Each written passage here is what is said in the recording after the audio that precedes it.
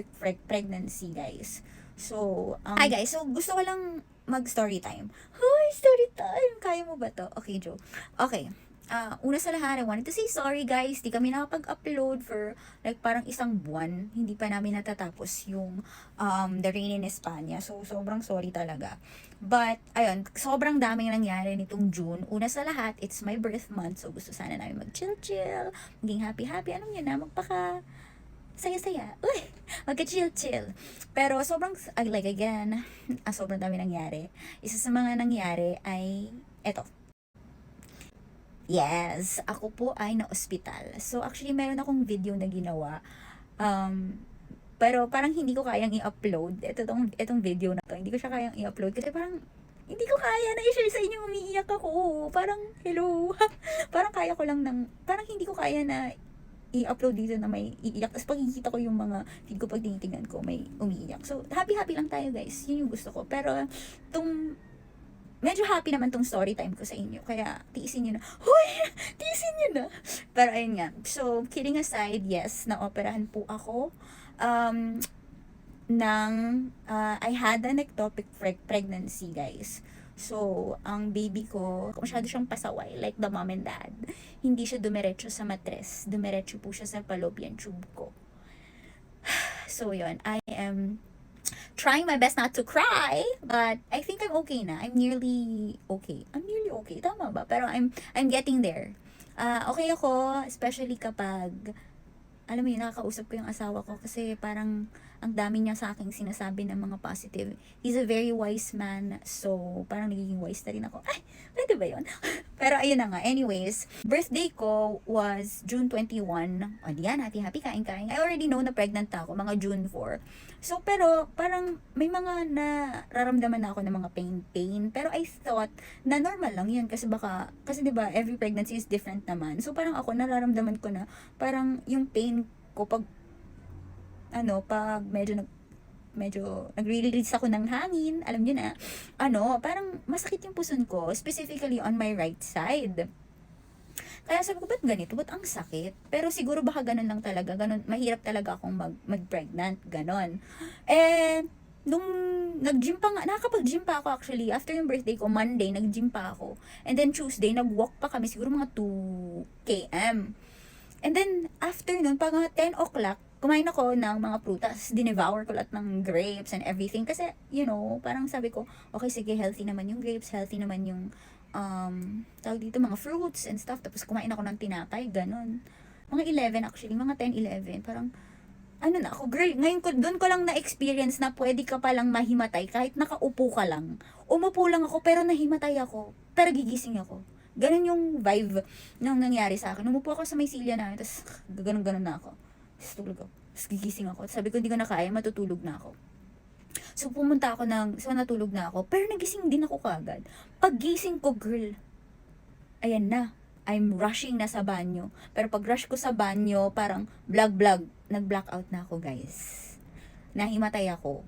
And then, ang na-remember ko na lang is nasa upuan na ako. Sumisigaw na si Stephen ng tulong. Well, Stephen, it's Axel. Sumisigaw na si Axel ng tulong. Tawag niya yung kapatid niya, Beng, tulong. And then, ayun na, so fast forward, nasa ospital na ako. Guys, ayan na. Hindi pa ako makapunta ng, parang ayaw ako bigyan ng OB ko ng gamot kasi they wanted to check the baby first kung ano nang nangyayari sa baby, ganun-ganun. Kailangan ko muna ultrasound. Pero nung nasa ultrasound, hindi kaya, girl. Hindi ako nakakapagpa-ultrasound kasi hindi ako makahiga. You have to lie down. Kailangan lie down kasi nga may papasok sila sa'yo para ma-check kung ano nangyayari, kung nasan yung baby, kung buhay pa ba yung baby or what not. So, ayun na nga, hindi ako makahiga. Every time nahihiga ako, yung pain sa tummy ko, sobrang ganon talaga ang pain, girl. As in, they described me na para akong sasapian na parang na zombie mode ako doon. Ganon yung every time nahiga ako, tapos tatayo ako, tapos teka lang, I have to go to the CR kasi nga, ganon, ayoko magkalat doon. Sabi nung doktor or yung mga radiologist sa akin, hindi kaya to, bigyan natin muna ng gamot kasi hindi nga siya makahiga, ganon. So, ako sa ER, parang tumawag na ako, sabi ko, babe, tawag mo na si nanay. Una kasi, gusto namin i-secret ang nangyayari sa pregnancy. Ayaw pa namin sabihin, kasi nga, bago pa namin i-announce, gusto sana namin may ultrasound na, tas ganon. Tapos, hindi ko na natiis kasi, alam niyo guys, yung sobrang painful na. Tapos, totoo pala yung sinasabi nila na kahit kahit sinong nandyan, ganun. Ang una mo nga hanapin talaga yung nanay mo. Sabi ko kay Axel, babe, tawagan mo na si nanay, please. Kahit nasa milya-milyang layo yung nanay ko, siya pa rin yung hinahanap ko. Parang, di yan na. Nay, di-explain na ni Stephen. Nakita ko ni nanay, naka-oxygen ako, putlang-putla ako. Tapos, nakita ko yung itsura niya na parang na-shock siya. Na ba't ganyan na yung itsura niyan? Ba't ganyan? Ganun yung expression niya sa mukha niya. Tapos basta hindi talaga ako mapakali kasi sasakit yung every time nahihiga. Hindi ako makahiga actually, upo lang ako. Kasi every time nahihiga ako, sasakit siya, tapos kukulo yung tummy ko, tapos magre-release na ako ng mga kasamaan. Yun yung mga nangyayari sa akin nung nasa ER. Pero doon lang, check-in na kami. Check-in? Parang hotel. Basta yan, pumunta na kami ng room, tapos, ayun, doon na, parang hindi pa rin na ako binibigyan ng gamot, and hindi pa rin ako pinapakain, hindi ako pinapainom ng tubig, kasi nagmamakaawa na ako, guys. Nagmamakaawa na ako na, bigyan niyo na ako ng tubig, please. Well, ang reason nila, bakit hindi nila ako binibigyan ng tubig, is because, yung sugar ko, is nag-200. Kaya, kinlaim nila na pre-diabetic ako nung time na yun. So, hindi pa din sure kung dahil nga because of my pregnancy, kaya ako diabetic and stuff like that, or kung diabetic na talaga ako bago pa lang ng pregnancy. Yun yung pa yung andun sa amin. So, ngayon, parang tinaglang nila ako as pre-diabetic. Doon ako nag-check na sa kwarto na kami. Binigyan ako ng paracetamol kasi hindi ako pwedeng bigyan ng pain reliever. Alam nyo guys, nagmakaawa pa ako para bigyan nila ako ng paracetamol. Kasi hirap na talaga ako. Sabi ko na, sige na po please, bigyan nyo na po ako ng gamot, ng pain reliever para makatulog ako. Kailangan ko makatulog, sabi ko. Tapos sabi niya, paracetamol lang daw ang pwede kasi nga, yun nga, pregnant nga ako.